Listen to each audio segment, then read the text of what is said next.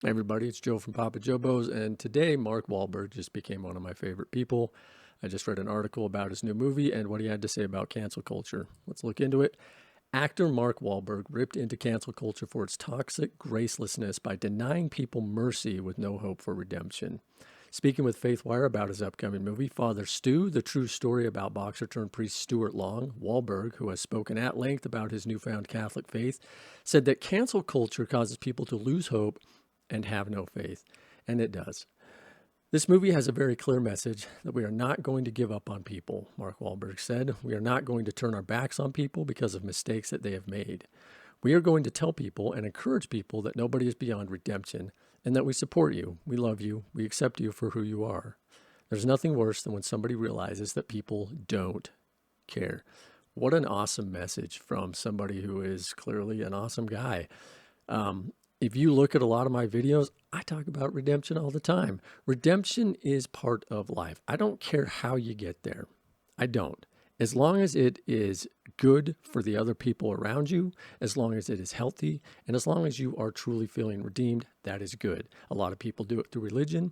I didn't. I did it through another avenue, but I feel like a very redeemed person now in my life. And when he says that cancel culture causes people to lose hope and faith, he couldn't be more spot on. This is a disease. It's part of what I've talked about frequently. It's part of what you should really look into. It's part of cultural Marxism. It's part of a political ideology and a disease that can really drag people down to where they feel like nothing. Look no further than China, where they kill off little kids. You know what I mean, with the girls there. Yeah, they don't allow that to happen, although they are starting to open that up because they realize something.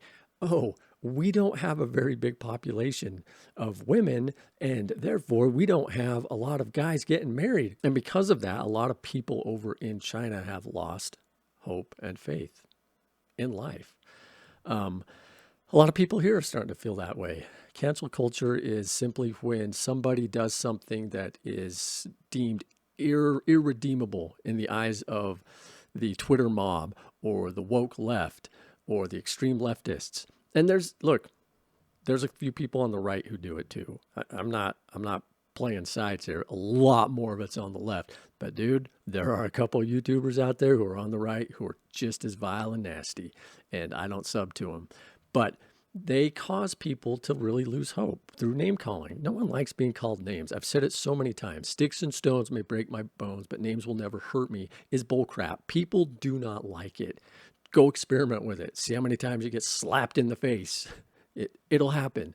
But when he says that, man, it rings so true to me.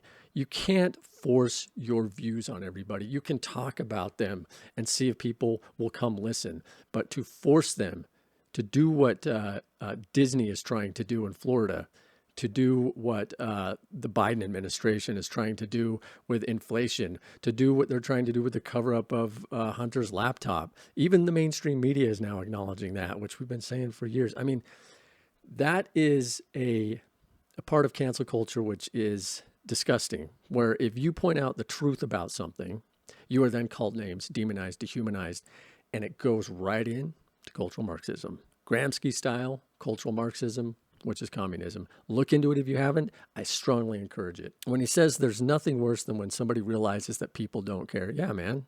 When you realize that life is worthless, that nobody cares about you, and more importantly, you don't care about yourself, yeah, your life's going to be miserable.